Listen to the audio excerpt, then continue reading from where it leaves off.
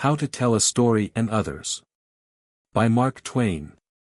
The humorous story in American development.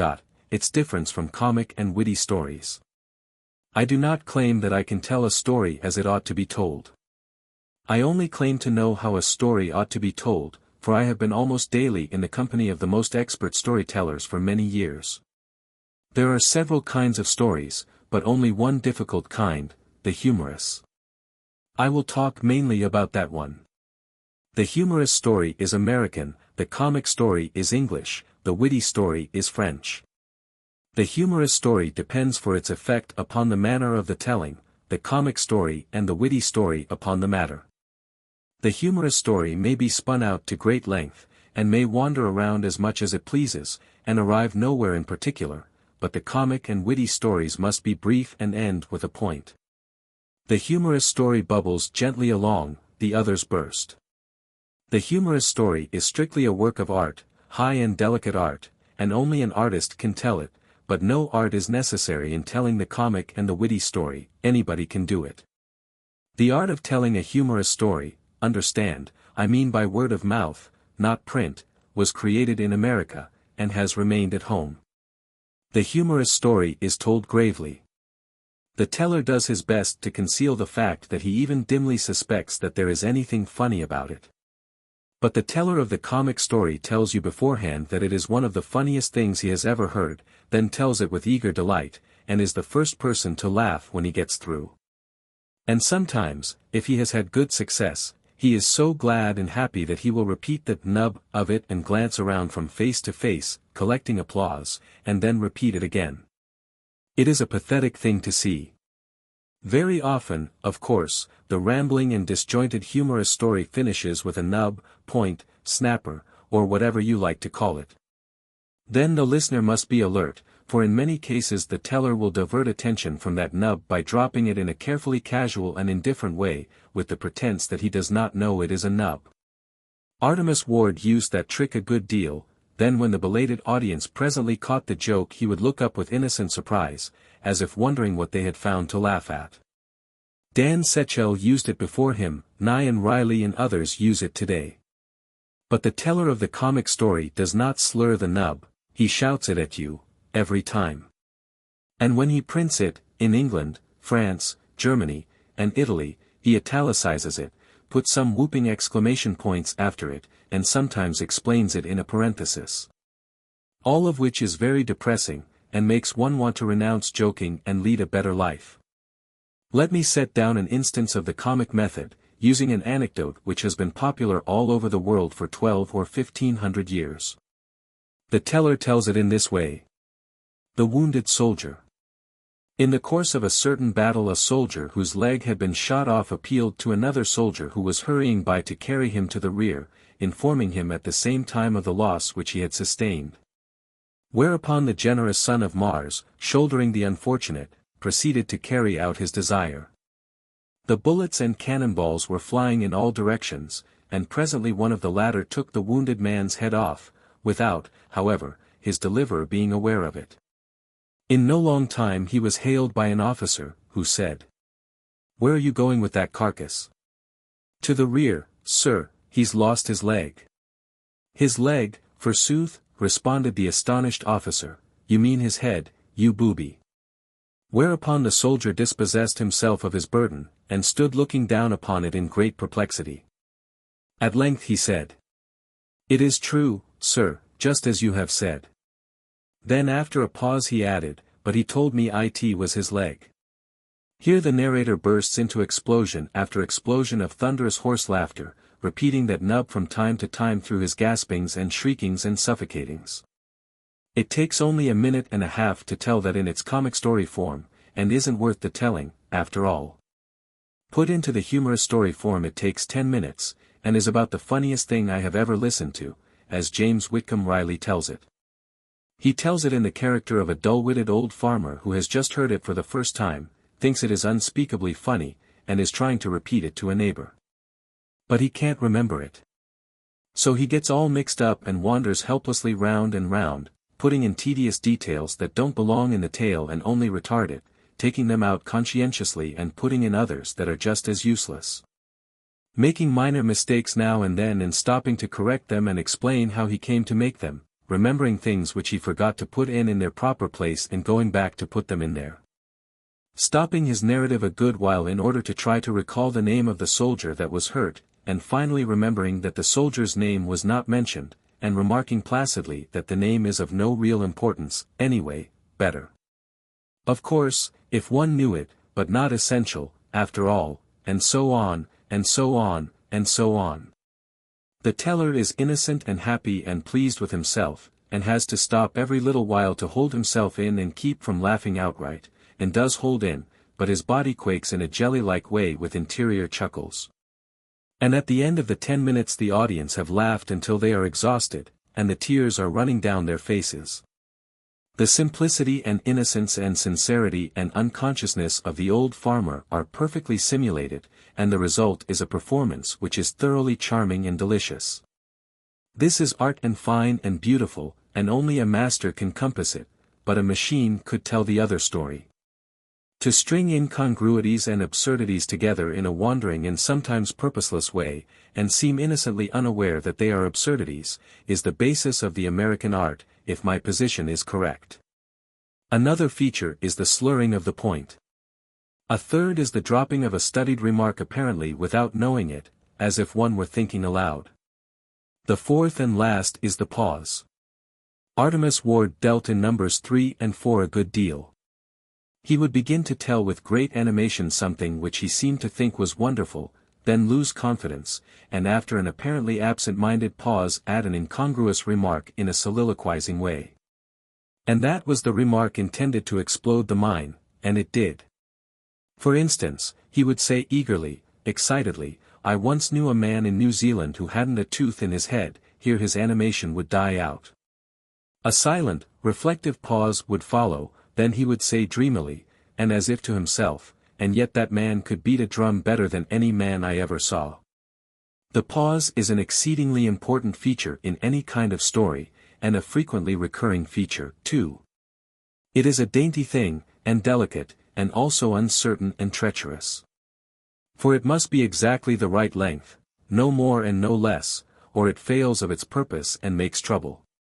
If the pause is too short the impressive point is past, and if too long, the audience have had time to divine that a surprise is intended, and then you can't surprise them, of course.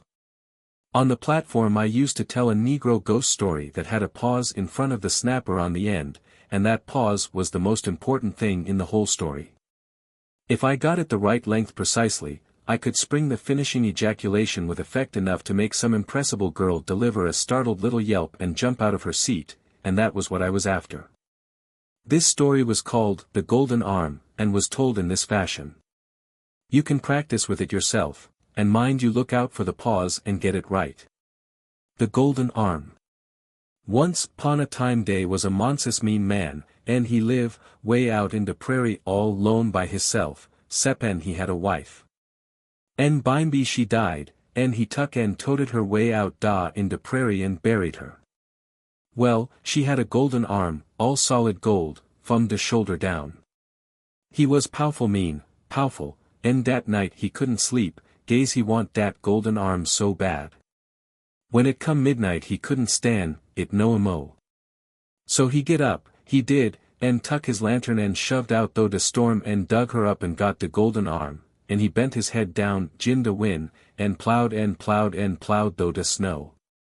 Den all on a sudden he stop, make a considerable pause here, and look startled, and take a listening attitude, and say, "My lan, what's dat?" En he listen, and de wind say, "Set your teeth together and imitate the wailing and wheezing sing-song of the wind, bzzzzzzzzz, and den, way back yonder wha de grave is, he hear a voice. He hear a voice all mix up in de wind can't hardly tell him part, bzzzzzzz, who, gotmy, goldn arm, zzz, zzz, who gotmy goldn arm. You must begin to shiver violently now. And he begin to shiver and shake, and say, "Oh, my. My lawn," and de wind blow de lantern out, and de snow and sleet blow in his face and mos choke him, and he start a plowin' knee-deep towards home mos dead, he so scared, and pooty soon he heard a voice again, pause, it us comin' after him. Bzzz, zzz, zzz, who, gotmy, joldn, arm. When he get to the pasture he hear it again closter now, a comin', back da in the dark and the storm, repeat the wind and the voice. When he get to the house he rush upstairs and jump in the bed and kiver up, head and years, and lay da shiverin' and shakin', and den way out da he hear it again, a comin'. Bimeby he hear, pause, odd, listening attitude, pat, pat, pat, hits Ackerman upstairs. Den he hear the latch, and he know it's in the room. Den pooty soon he know it's a stannin' by the bed. Pause. Den, he know it's a bendin' down over him, and he can't scasely get his breath. Den, he seem to feel somethin' cold, right down, most in his head. Pause. Den the voice say, right at his ear, whogotmy, joldn arm. You must wail it out very plaintively and accusingly, then you stare steadily and impressively into the face of the farthest gone auditor, a girl, preferably, and let that awe-inspiring pause begin to build itself in the deep hush. When it has reached exactly the right length, jump suddenly at that girl and yell, "You've got it." If you've got the pause right, she'll fetch a dear little yelp and spring right out of her shoes. But you must get the pause right.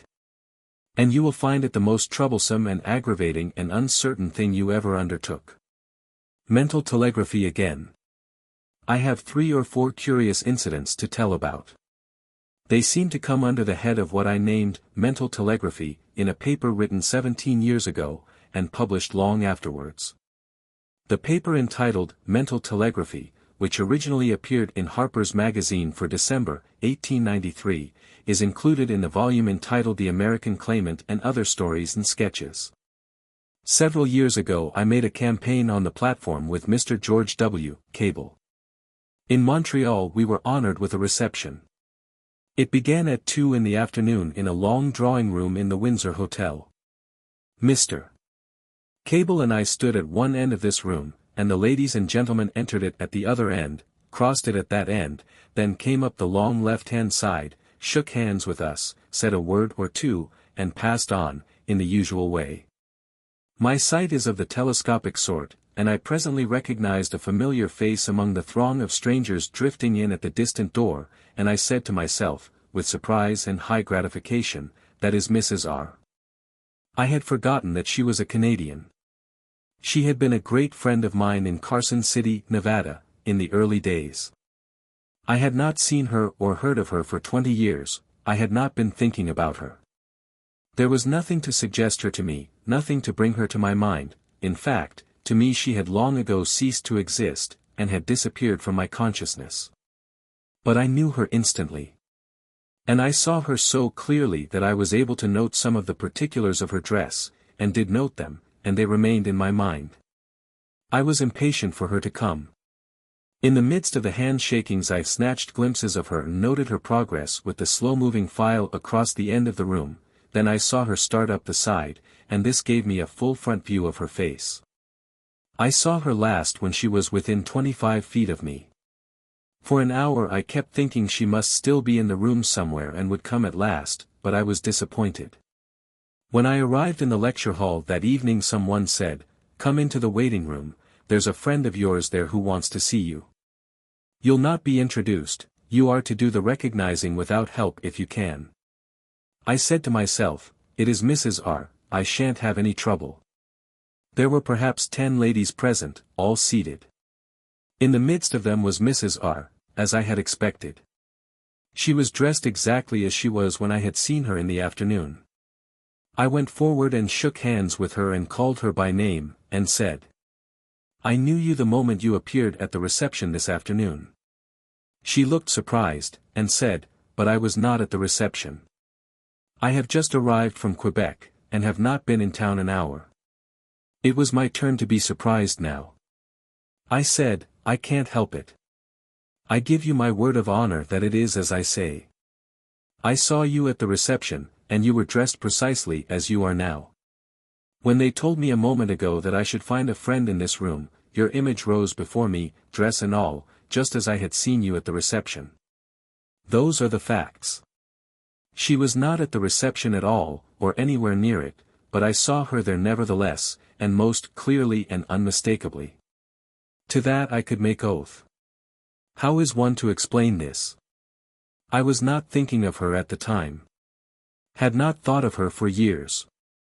But she had been thinking of me, no doubt. Did her thoughts flit through leagues of air to me, and bring with it that clear and pleasant vision of herself? I think so. That was and remains my sole experience in the matter of apparitions, I mean apparitions that come when one is, ostensibly, awake. I could have been asleep for a moment, the apparition could have been the creature of a dream. Still, that is nothing to the point. The feature of interest is the happening of the thing just at that time, instead of at an earlier or later time, which is argument that its origin lay in thought transference. My next incident will be set aside by most persons as being merely a coincidence, I suppose. Years ago I used to think sometimes of making a lecturing trip through the antipodes and the borders of the Orient, but always gave up the idea. Partly because of the great length of the journey and partly because my wife could not well manage to go with me. Towards the end of last January that idea, after an interval of years, came suddenly into my head again, forcefully, too, and without any apparent reason. Whence came it? What suggested it? I will touch upon that presently. I was at that time where I am now, in Paris. I wrote at once to Henry M. Stanley, London, and asked him some questions about his Australian lecture tour, and inquired who had conducted him and what were the terms. After a day or two his answer came. It began. The lecture agent for Australia and New Zealand is Par. Excellence Mr. R. S. Smythe, of Melbourne. He added his itinerary, terms, sea expenses, and some other matters, and advised me to write Mr. Smythe, which I did, February 3d. I began my letter by saying in substance that while he did not know me personally we had a mutual friend in Stanley, and that would answer for an introduction. Then I proposed my trip, and asked if he would give me the same terms which he had given Stanley. I mailed my letter to Mr. Smythe February 6th, and 3 days later I got a letter from the selfsame Smythe, dated Melbourne, December 17th. I would as soon have expected to get a letter from the late George Washington. The letter began somewhat as mine to him had begun, with a self-introduction. Dear Mr. Clemens, it is so long since Archibald Forbes and I spent that pleasant afternoon in your comfortable house at Hartford that you have probably quite forgotten the occasion. In the course of his letter this occurs. I am willing to give you, here he named the terms which he had given Stanley, for an Antipodean tour to last, say, 3 months. Here was the single essential detail of my letter answered 3 days after I had mailed my inquiry. I might have saved myself the trouble and the postage, and a few years ago I would have done that very thing. For I would have argued that my sudden and strong impulse to write and ask some questions of a stranger on the under side of the globe meant that the impulse came from that stranger. And that he would answer my questions of his own motion if I would let him alone. Mr. Smythe's letter probably passed under my nose on its way to lose 3 weeks traveling to America and back, and gave me a whiff of its contents as it went along. Letters often act like that. Instead of the thought coming to you in an instant from Australia, the, apparently, unsentient letter imparts it to you as it glides invisibly past your elbow in the mail-bag. Next incident. In the following month, March, I was in America. I spent a Sunday at Irvington-on-the-Hudson with Mr. John Brisbane Walker, of the Cosmopolitan magazine. We came into New York next morning, and went to the Century Club for luncheon. He said some praiseful things about the character of the club and the orderly serenity and pleasantness of its quarters, and asked if I had never tried to acquire membership in it. I said I had not, and that New York clubs were a continuous expense to the country members without being of frequent use or benefit to them. And now I've got an idea, said I. There's the Lotus, the first New York club I was ever a member of. my very earliest love in that line. I have been a member of it for considerably more than 20 years, yet have seldom had a chance to look in and see the boys. They turn gray and grow old while I am not watching. And my dues go on. I am going to Hartford this afternoon for a day or two, but as soon as I get back I will go to John Elderkin very privately and say, remember the veteran and confer distinction upon him, for the sake of old times. Make me an honorary member and abolish the tax. If you haven't any such thing as honorary membership, all the better, create it for my honor and glory. That would be a great thing. I will go to John Elderkin as soon as I get back from Hartford. I took the last express that afternoon, first telegraphing Mr. F. G. Whitmore to come and see me next day. When he came he asked, "Did you get a letter from Mr. John Elderkin, secretary of the Lotus Club, before you left New York? Then it just missed you. If I had known you were coming I would have kept it. It is beautiful, and will make you proud. The board of directors, by unanimous vote, have made you a life member, and squelched those dues. And you are to be on hand and receive your distinction on the night of the 30th, which is the 25th anniversary of the founding of the club, and it will not surprise me if they have some great times there." What put the honorary membership in my head that day in the Century Club? For I had never thought of it before. I don't know what brought the thought to me at that particular time instead of earlier, but I am well satisfied that it originated with the board of directors, and had been on its way to my brain through the air ever since the moment that saw their vote recorded. Another incident. I was in Hartford 2 or 3 days as a guest of the Reverend Joseph H. Twitchell. I have held the rank of honorary uncle to his children for a quarter of a century, and I went out with him in the trolley car to visit one of my nieces, who is at Miss Porter's famous school in Farmington. The distance is 8 or 9 miles. On the way, talking, I illustrated something with an anecdote. This is the anecdote. 2 years and a half ago I and the family arrived at Milan on our way to Rome, and stopped at the Continental.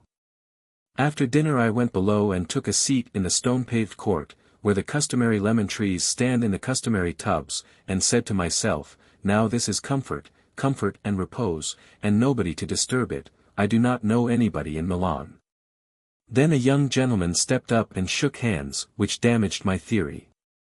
He said, in substance, "You won't remember me, Mr. Clemens, but I remember you very well. I was a cadet at West Point when you and Reverend Joseph H. Twitchell came there some years ago and talked to us on 100th night. I am a lieutenant in the regular army now, and my name is H. I am in Europe, all alone, for a modest little tour. My regiment is in Arizona." We became friendly and sociable, and in the course of the talk he told me of an adventure which had befallen him, about to this effect. I was at Bellagio, stopping at the big hotel there, and 10 days ago I lost my letter of credit. I did not know what in the world to do. I was a stranger, I knew no one in Europe, I hadn't a penny in my pocket, I couldn't even send a telegram to London to get my lost letter replaced. My hotel bill was a week old, and the presentation of it imminent, so imminent that it could happen at any moment now. I was so frightened that my wit seemed to leave me. I tramped and tramped, back and forth, like a crazy person. If anybody approached me I hurried away, for no matter what a person looked like, I took him for the head waiter with the bill. I was at last in such a desperate state that I was ready to do any wild thing that promised even the shadow of help, and so this is the insane thing that I did. I saw a family lunching at a small table on the veranda, and recognized their nationality, Americans, father, mother, and several young daughters, young, tastefully dressed, and pretty, the rule with our people.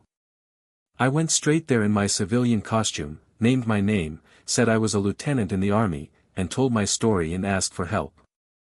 What do you suppose the gentleman did? But you would not guess in 20 years.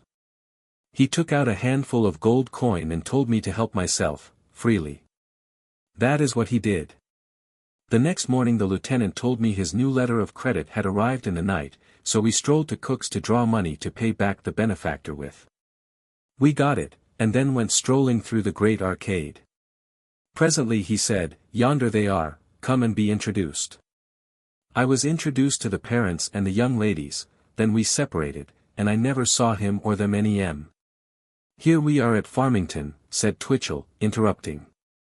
We left the trolley car and tramped through the mud 100 yards or so to the school, talking about the time we and Warner walked out there years ago, and the pleasant time we had. We had a visit with my niece in the parlor, then started for the trolley again. Outside the house we encountered a double rank of 20 or 30 of Miss Porter's young ladies arriving from a walk, and we stood aside, ostensibly to let them have room to file past, but really to look at them. Presently one of them stepped out of the rank and said, "You don't know me, Mr. Twitchell, but I know your daughter, and that gives me the privilege of shaking hands with you." Then she put out her hand to me, and said, "And I wish to shake hands with you too, Mr. Clemens. You don't remember me, but you were introduced to me in the arcade in Milan 2 years and a half ago by Lieutenant H. What had put that story into my head after all that stretch of time? Was it just the proximity of that young girl, or was it merely an odd accident? The Invalid's story. I seem 60 and married, but these effects are due to my condition and sufferings, for I am a bachelor, and only 41. It will be hard for you to believe that I, who am now but a shadow, was a hale, hearty man 2 short years ago, a man of iron, a very athlete, yet such is the simple truth. But stranger still than this fact is the way in which I lost my health. I lost it through helping to take care of a box of guns on a 200-mile railway journey one winter's night. It is the actual truth, and I will tell you about it. I belong in Cleveland, Ohio. One winter's night, 2 years ago, I reached home just after dark, in a driving snowstorm, and the first thing I heard when I entered the house was that my dearest boyhood friend and schoolmate, John B. Hackett, had died the day before, and that his last utterance had been a desire that I would take his remains home to his poor old father and mother in Wisconsin. I was greatly shocked and grieved, but there was no time to waste in emotions. I must start at once. I took the card, marked Deacon Levi Hackett, Bethlehem, Wisconsin, and hurried off through the whistling storm to the railway station. Arrived there I found the long white pine box which had been described to me. I fastened the card to it with some tacks, saw it put safely aboard the express car, and then ran into the eating room to provide myself with a sandwich and some cigars. When I returned, presently, there was my coffin box back again, apparently, and a young fellow examining around it, with a card in his hands, and some tacks and a hammer.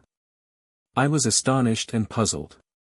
He began to nail on his card, and I rushed out to the express car, in a good deal of a state of mind, to ask for an explanation.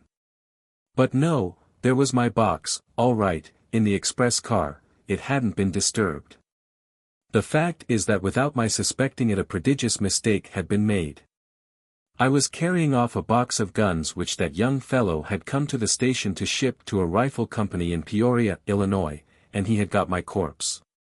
Just then the conductor sung out, "All aboard," and I jumped into the express car and got a comfortable seat on a bale of buckets.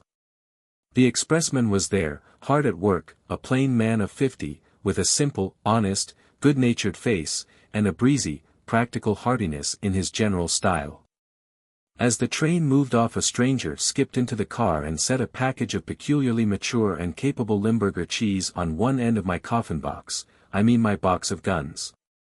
That is to say, I know now that it was Limburger cheese, but at that time I never had heard of the article in my life, and of course was wholly ignorant of its character. Well, we sped through the wild night, the bitter storm raged on, a cheerless misery stole over me, my heart went down, down, down. The old expressman made a brisk remark or two about the tempest and the Arctic weather, slammed his sliding doors to, and bolted them, closed his window down tight, and then went bustling around, here and there and yonder, setting things to rights. And all the time contentedly humming, "Sweet by and by," in a low tone, and flatting a good deal. Presently I began to detect a most evil and searching odor stealing about on the frozen air. This depressed my spirits still more, because of course I attributed it to my poor departed friend. There was something infinitely saddening about his calling himself to my remembrance in this dumb pathetic way, so it was hard to keep the tears back. Moreover, it distressed me on account of the old expressman, who, I was afraid, might notice it. However, he went humming tranquilly on, and gave no sign, and for this I was grateful. Grateful, yes, but still uneasy. And soon I began to feel more and more uneasy every minute, for every minute that went by that odor thickened up the more, and got to be more and more gamey and hard to stand. Presently, having got things arranged to his satisfaction, the expressman got some wood and made up a tremendous fire in his stove. This distressed me more than I can tell, for I could not but feel that it was a mistake. I was sure that the effect would be deleterious upon my poor departed friend. Thompson, the expressman's name was Thompson, as I found out in the course of the night, now went poking around his car, stopping up whatever stray cracks he could find, remarking that it didn't make any difference what kind of a night it was outside. He calculated to make us comfortable, anyway. I said nothing, but I believed he was not choosing the right way. Meantime he was humming to himself just as before, and meantime, too, the stove was getting hotter and hotter, and the place closer and closer. I felt myself growing pale and qualmish, but grieved in silence and said nothing. Soon I noticed that the sweet by and by was gradually fading out, next it ceased altogether, and there was an ominous stillness. After a few moments Thompson said, "Phew. I reckon it ain't no cinnamon tea I've loaded up this here stove with." He gasped once or twice, then moved toward the gun-box, stood over that Limburger cheese part of a moment, then came back and sat down near me, looking a good deal impressed. After a contemplative pause, he said, indicating the box with a gesture, "Friend of yourn?" "Yes," I said with a sigh. "He's pretty ripe, ain't he?" Nothing further was said for perhaps a couple of minutes, each being busy with his own thoughts. Then Thompson said, in a low, awed voice, "Sometimes it's uncertain whether they're really gone or not, seem gone, you know, body warm, joints limber, and so, although you think they're gone, you don't really know. I've had cases in my car. It's perfectly awful, because you don't know what minute they'll rise up and look at you." Then, after a pause, and slightly lifting his elbow toward the box, "But he ain't in no trance. No, sir, I go bail for him." We sat some time, in meditative silence, listening to the wind and the roar of the train, then Thompson said, with a good deal of feeling, Well, we've all got to go, they ain't no getting around it. Man that is born of woman is a few days and far between, as Scripture says. Yes, you look at it any way you want to, it's awful solemn and curus, they ain't nobody can get around it, all's got to go, just everybody, as you may say. One day you're hearty and strong, here he scrambled to his feet and broke a pane and stretched his nose out at it a moment or two, then sat down again while I struggled up and thrust my nose out at the same place. And this we kept on doing every now and then, and next day he's cut down like the grass, and the places which knowed him then knows him no more forever, as Scripture says. Yes indeedy, it's awful solemn and curus, but we've all got to go, one time or another, they ain't no getting around it. There was another long pause, then. What did he die of? I said I didn't know. How long has he been dead? It seemed judicious to enlarge the facts to fit the probabilities, so I said. 2 or 3 days. But it did no good, for Thompson received it with an injured look which plainly said, 2 or 3 years, you mean.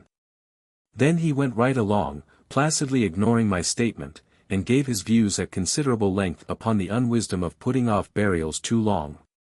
Then he lounged off toward the box, stood a moment, then came back on a sharp trot and visited the broken pane, observing. 'Twould have been a dumb sight better, all around, if they'd started him along last summer. Thompson sat down and buried his face in his red silk handkerchief, and began to slowly sway and rock his body like one who is doing his best to endure the almost unendurable. By this time the fragrance, if you may call it fragrance, was just about suffocating, as near as you can come at it. Thompson's face was turning gray, I knew mine hadn't any color left in it. By and by Thompson rested his forehead in his left hand, with his elbow on his knee, and sort of waved his red handkerchief towards the box with his other hand, and said, "I've carried a many a one of 'em, some of 'em considerable overdue, too. But, lordy, he just lays over 'em all. And does it easy, Cap, they was heliotrope to him." This recognition of my poor friend gratified me, in spite of the sad circumstances, because it had so much the sound of a compliment. Pretty soon it was plain that something had got to be done. I suggested cigars. Thompson thought it was a good idea. He said, "Likely it'll modify him some." We puffed gingerly along for a while, and tried hard to imagine that things were improved. But it wasn't any use. Before very long, and without any consultation, both cigars were quietly dropped from our nerveless fingers at the same moment.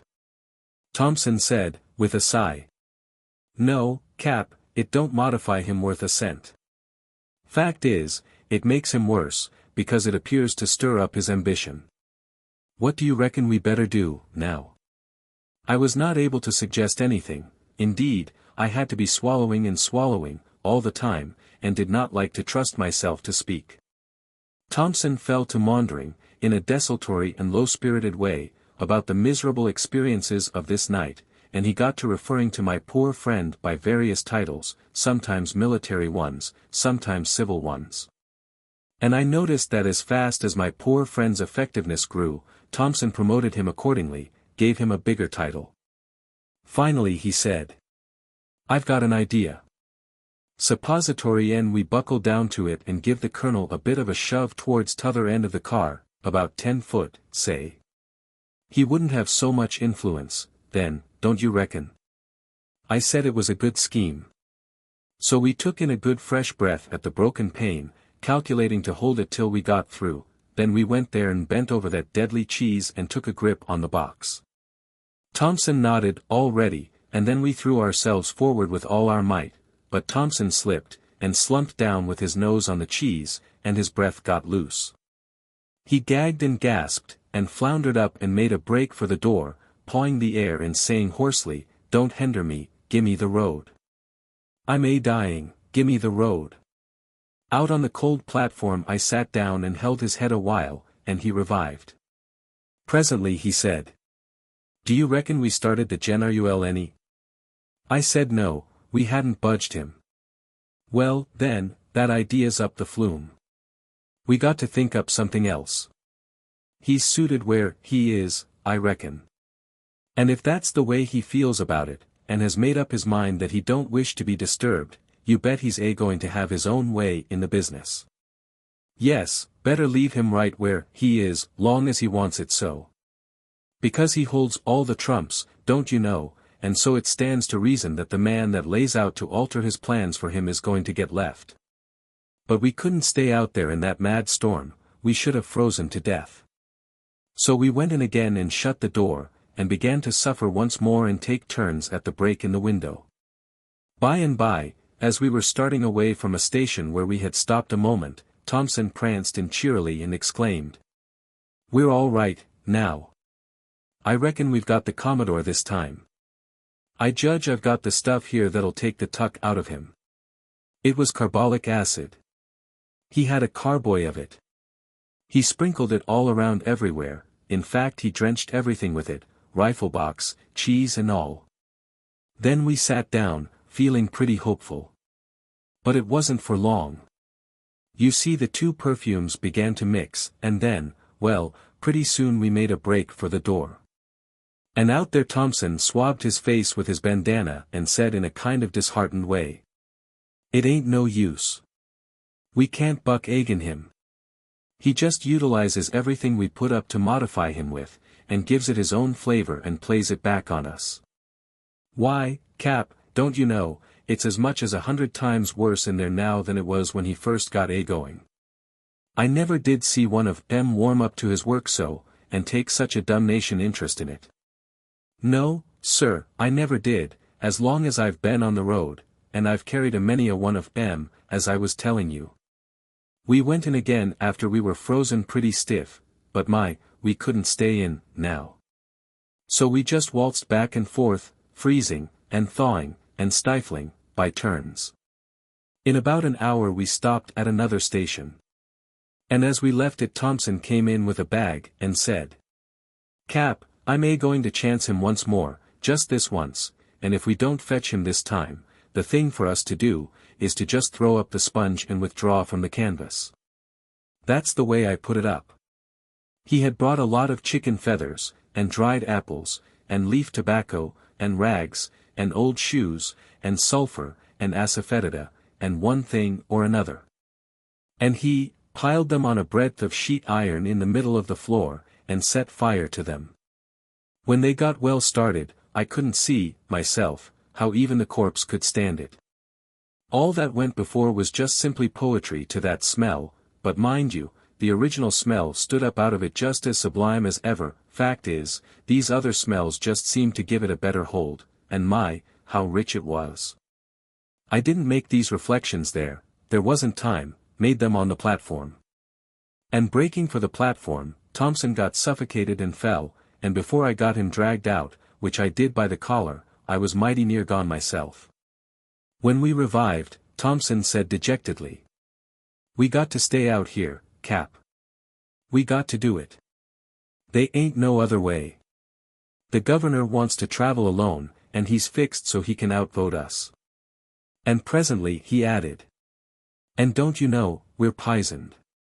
It's our last trip, you can make up your mind to it. Typhoid fever is what's going to come of this. I feel it coming right now. Yes, sir, we're elected, just as sure as you're born." We were taken from the platform an hour later, frozen and insensible, at the next station, and I went straight off into a virulent fever, and never knew anything again for 3 weeks. I found out, then, that I had spent that awful night with a harmless box of rifles and a lot of innocent cheese, but the news was too late to save me. Imagination had done its work, and my health was permanently shattered. Neither Bermuda nor any other land can ever bring it back home. This is my last trip, I am on my way home to die.